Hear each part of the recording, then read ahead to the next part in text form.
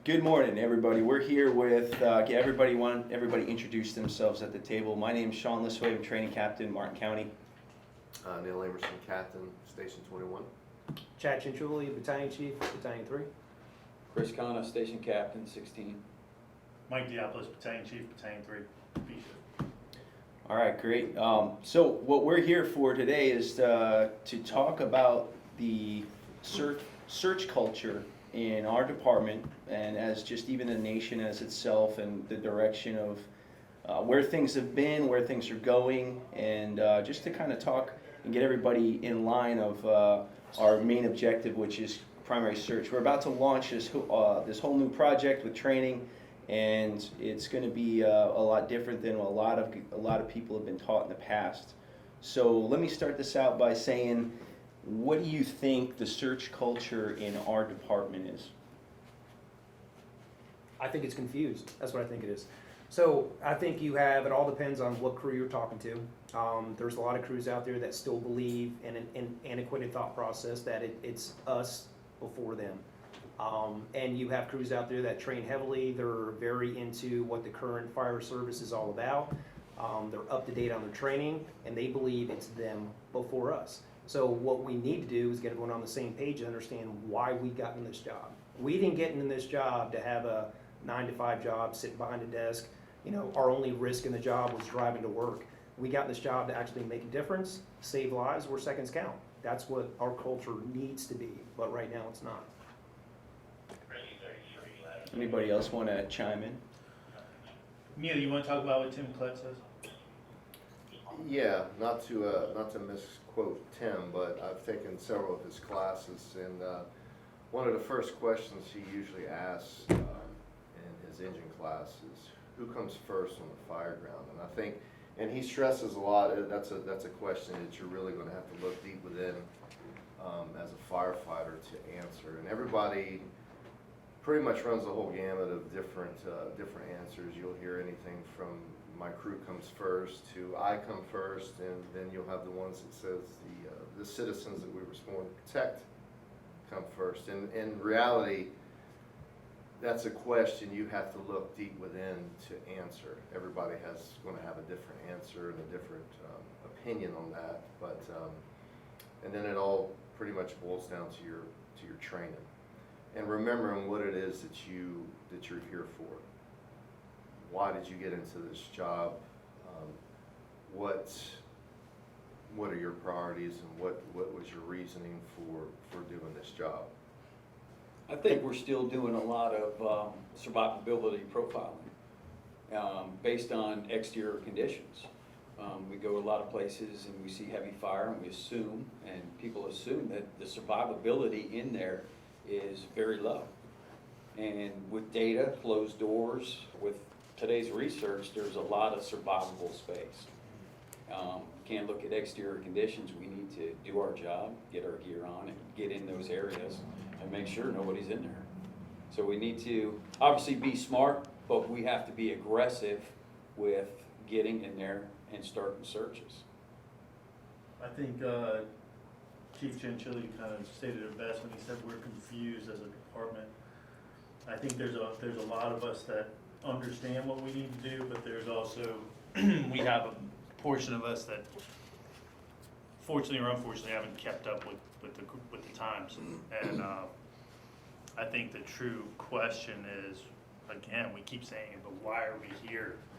What are we here for? Because I know this, you know, my family lives in this zone. So, and if you have that mindset that your family could be affected by how you do your job and how the guys around you or the firefighters around you do their job, if you think about that, that should motivate you and get you ready to perform. And I definitely think if we can change, that's what we're working on, is changing our mindset. Because when seconds count, they count. I mean, we're going to go through some stats in a little bit, and but yeah, we definitely need to. Hopefully, this will lead us to be on the same page. Here's where I think it really falls to how our culture has slid in the past, where it turned into us before them. It's fear of the unknown. And fear of the unknown comes from lack of education and lack of training. So when they see a house that it has substantial file from it, and they don't understand about how to profile the house to see what their survivable spaces are, they don't have those reps, they don't have that knowledge, they have fear. And with that fear, they make the easy decision of, you know what, this is a high risk, I'm not gonna do it, I'm not ready for it, it's not gonna happen, and we're gonna go ahead and stand back. The way you remove fear is through education and training. The more reps they get in, the more times they have a better understanding of doing these size ups and doing the survivable spaces and the building profiles, that they're gonna have that confidence when they get on scene. That's where they make a difference. So remove the fear, you change the culture. And speaking of positions, I know we all look at this being on the rescue as the fire medic, but the fire medic is part of the rescue company, which we treat now as truck companies. The fire medic that's in charge of that company is gonna be making the rescue. So it's that mindset that the company officer has to make sure that their fire medic is ready to roll. Because when we get on scene, I know as a BC, when I get on scene, that first rescue that's on scene is gonna be doing a primary search. Because the engine's bringing the water. Now, it's gonna be imperative, again, seconds count, and that medic needs to be on his or her game, ready to roll. Captain Connick, can you talk about how No. you, well, we don't really want you to talk. but- Bring you in. No, I think the lead medic, the ALS medic, the guy in charge of that rescue, he's got a lot of responsibility on fire calls. You know, he needs to come to work with that mindset. I mean, as far as being able to lead his crew, rescue crew of 1, 2, 3, whatever it may be, arriving on scene quickly, developing a search plan, making sure his guys are competent in forcible entry, being able to get in there and calling the shots for the primary search. You know, what type of search we're gonna do, which direction we're going, are we gonna VES it, and having a good, quick conversation with the officer based on what he found on his 360. So there's a lot of responsibility in that position. It's more than just, you know, treating medicals. That's it. But I think you need clear expectations coming from chief officers to company officers. Yes. That's gonna get you on the same page. If you have expectations that are set at a station level, well then that's how the station's gonna perform. If you have expectations set at from the chief officer level, coming down to the company officers, when they get on these fires, they know exactly what's expected of them, what the standard is, how they're supposed to respond. You start changing how we communicate with the street, I think that's gonna also help make a difference. They're just not clear right now. And just to tie in what Chief was saying and some of the data to support, you know, it's not just riding, you know, med jobs on a rescue, but they have that inside truck role when it comes to primary search. A lot of times, 60% of the victims that were found by the primary search team. So if you look at the, you know, the firerescuesurvey.com or firefighterrescuesurvey.com, up to date, there's like 1,342 rescues that have been submitted. 60% of the victims, roughly 60% of victims found by primary search team, and 25% of victims are found by the fire attack team that they, you know, happen to stumble across along the way most of the time. Just to bring up another question here and see what you guys think about this, when it comes to, you know, tying it all in with search culture, we look at the data, right? It shows that victims are found mostly between midnight and 6 in the morning in bedrooms, being 42%, right? So when we think about VES and all that, it shows as a big, strong, you know, showing for the possibility of finding victim at night, obviously in a bedroom, 42%. The victims that were rescued, 42% of them were found in the room adjacent to the fire room.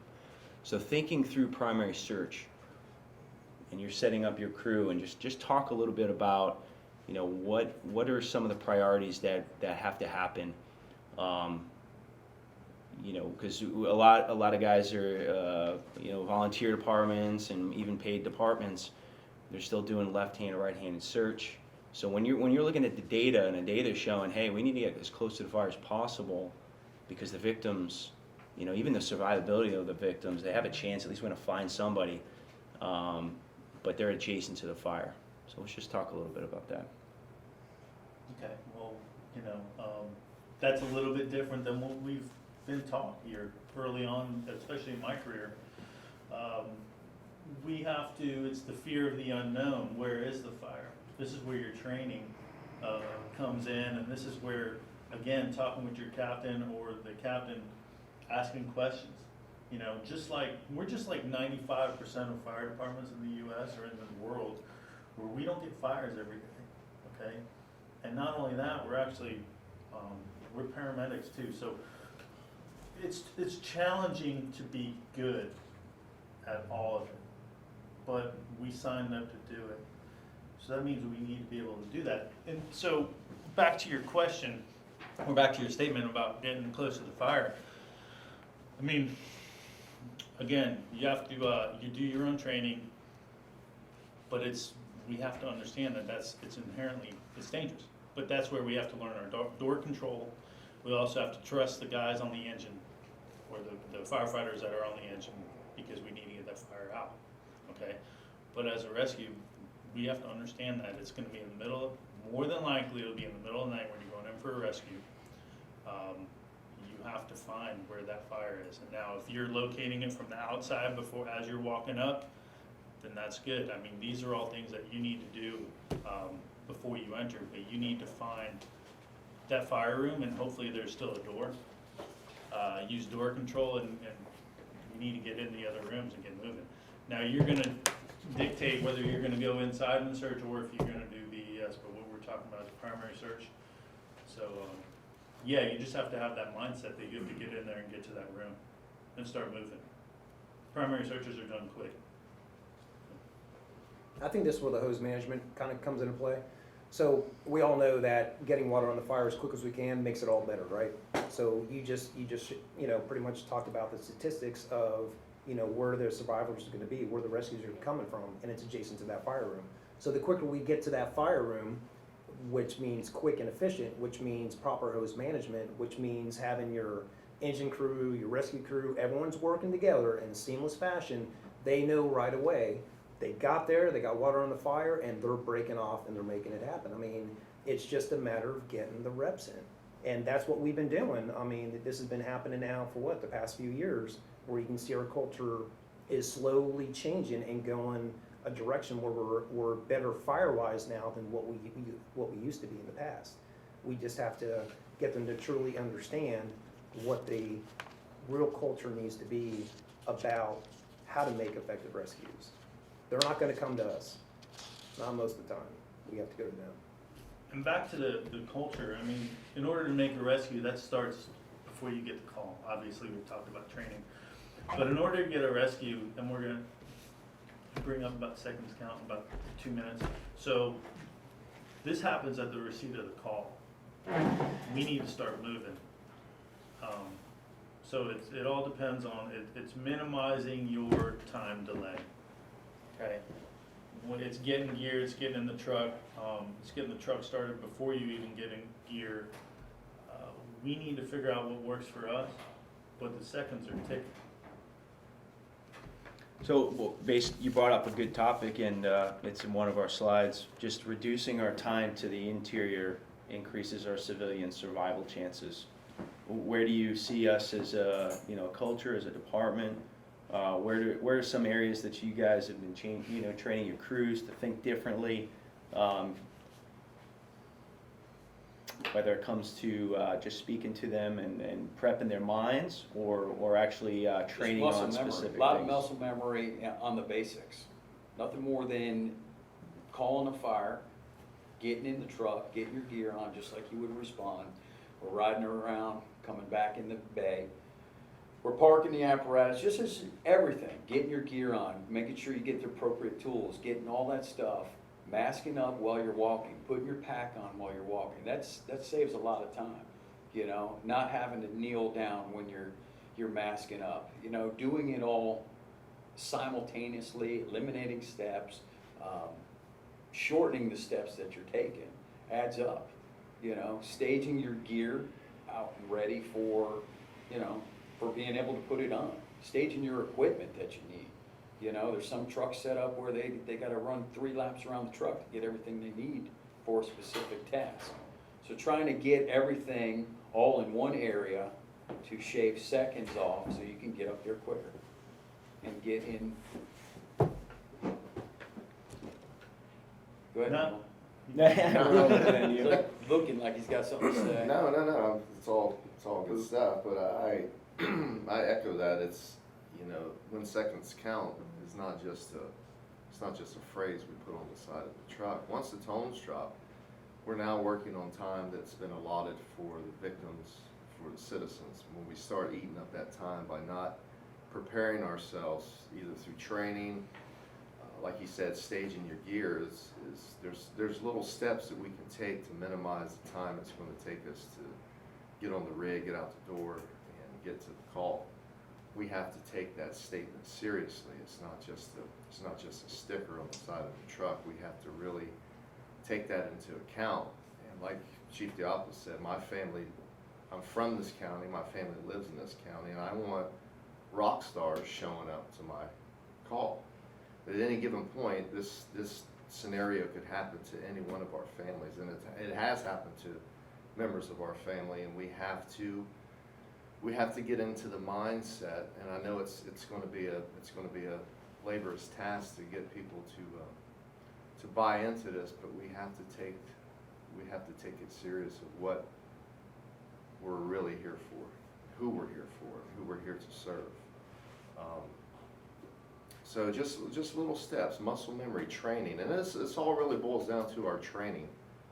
You know, we're seeing a training gap, not a generational gap, but a training gap. There's different gamuts of people in our department. Some, and to be honest, I feel like some of the guys that are going through the academy now are at times better trained than some of our senior guys. And that's not a disrespect to the senior guys, but like Chief Diopoulos and Chief Chanchuli said, when I first got hired, we searched with a hose line. You know, we never sent crews in ahead of a hose line. And truck work's been going on for hundreds of years. FDNY's perfected it. So we're seeing areas where one guy has the training where we're down on all fours. We're doing a wall search, missing good portions of the room. We never let go of each other's boots, and then we're having guys that are just freshly out of the Martin County's Training Academy that are learning these new techniques that saves time, saves energy, and is data driven. So we have to merge the two thought processes into one and really focus on the training aspect of what it is that we do. Because we don't run a ton of fires, let's be honest, we don't run a ton of fires, but what counts is that next fire and making sure we're prepared for that next fire and taking the steps necessary to make sure that we're going to be able to perform our tasks to the best of our ability. Sorry to go off on a tangent. No, it's good. You know what, let me back up on a simple training evolution, because sometimes I have captains asking me like, well, give me a training evolution. The simplest one is what Captain Connor was saying. Get the guys get your crew outside the truck and put a time on it. And all you need to do is drive around the station, pull up to the Charlie side of it, and just say go. And I want a hose line and the search crew ready to roll at the door. Time stops. Simple evolution. But see what it is. See where and I want everyone on air, ready to roll. And the captain is in charge and on the clock and seeing where they're at. Because that by the time that should be the captain has completed his 360. It's a simple evolution, takes about 20 minutes. You should be, it would be good to do that once a week or once a month and evaluate yourself on where you're at on your time. It's just a simple prep to be ready to roll. NFPA's brought some of those standards in just with the 1410 drills. Yep. There's times set on that say these are the standards you should operate by.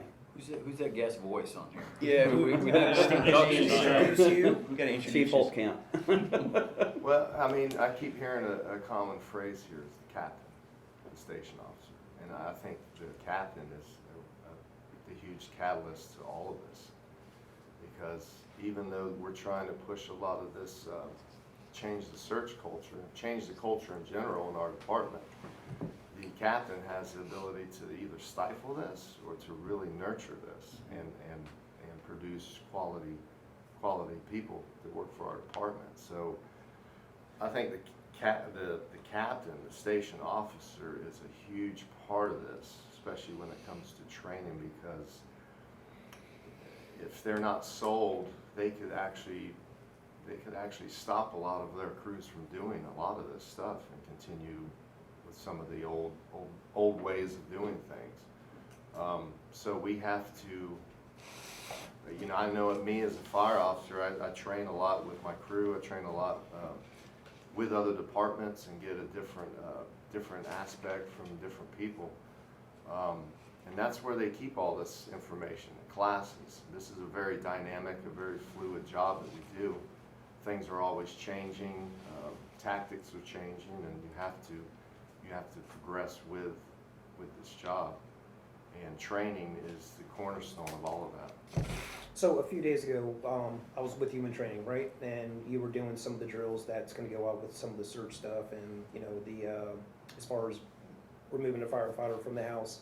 And we were going over the difference between emergency traffic and priority traffic. And we kept doing it on the radio. And we're like, well, let's fine tune it. Let's do it like this. Well, let's do it like this. Well, this way's better. And we said, remember, we're practicing for perfect, knowing that we have all of those reps trying to meet perfect. And when the real thing happens, it may not be perfect. But the point is, you have the basic fundamentals down that when it does go down, you're pretty damn close to perfect. That's what it comes down to with just the reps. And just to go off of what you said with the station captain, you're right, it is paramount that they do control it. However, at the battalion chief level, if they don't support it, it doesn't matter what the captain supports. Yeah, because I agree. we're there within minutes, if not at the same time you're there. So it has to be bought, I mean, you know, On it has all to be on levels. all levels. All levels. Everyone has to buy into Yeah. it.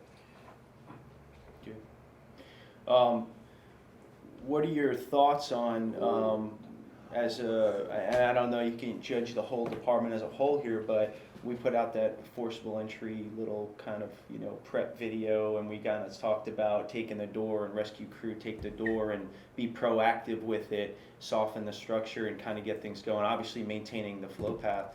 What do you think the thoughts were on, as a whole department, how do you think that was received when you have a lot of, you know, captains that might be out there, and, you know, I don't want to call them micromanagers, but to say, like, listen, I don't want you doing this until I tell you to do it kind of thought process. When we're looking at when seconds count and kind of, you know, getting in there for the very benefit of the patient or the victim inside, and data shows, you know, between 2 and 4 minutes, the survivability rate of a patient or a victim is so much higher if we can get in there, and anytime after 4 minutes it starts to drop off. So when we sit there and try to back up what we're trying to deliver out of training and forcing the door and having, you know, somebody hold door control so that, you know, captain comes around and says, yeah, this is where we're going in, how do you think that was received, or what's your thoughts on that thought process? To answer your question directly, they were confused. Because I actually had an officer come up to me and they said, that's pretty much it's a form of freelancing. And you know how it was corrected? I endorsed what training did. I'm like, no, it's not. You're just training your crew. You're educating them on why you're doing it. If they understand why they're doing it and how to do it, that's not freelancing. Those are set expectations. And it all comes back down to set the first 5 minutes on any call, IDLH. I would say 99% of those calls, there's not much communication with your crew. There shouldn't be. Because if you laid out solid expectations, you train together, and you're very efficient as a crew, those first 5 minutes should be the company officer trying to figure out where the victims are located. And then they can start directing your crew. This is what we're doing, and this is why. Chris, I saw you want to chime in. No, I mean, to build off that, I mean, yeah, you, as an officer, you need to have standing orders. You know, we arrive on a fire, I want smooth bore stretch to the A side, rescue crew, this is your job. done. If anything is different, I will let you know. But as a standing. Search culture, I think we've established in our department has been shit lately. You know, we don't, I don't care anymore. I don't care anymore. It's just a checkbox to some people. You turn your ears off. It's a You're right, Bob. checkbox, everybody. Oh, it's the benchmark we hit, and we're not taking it serious. We're not taking it serious. And we're not having any discussion that many departments are still having to this day.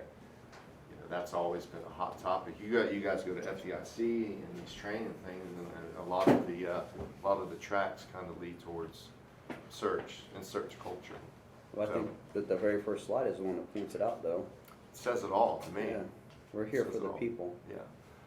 It's not, I won't say that, we're here for the people to save the people, not necessarily in a way that, you know, risk a lot to save a lot, but the fact is if we're doing our training, we're not risking, to a certain extent, anything. We're there to help and do our job.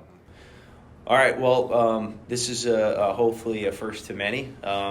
We all got together today and kind of, you know, this first time rendition of just getting all this information together. I kind of dumped this on these guys over the last 2 days, and we all got together this morning. This is hopefully helpful to those that were listening, and it's going to help us set up for this primary search project that we're about to launch into. So hopefully you guys enjoyed what you heard in the upcoming training. So thanks for listening.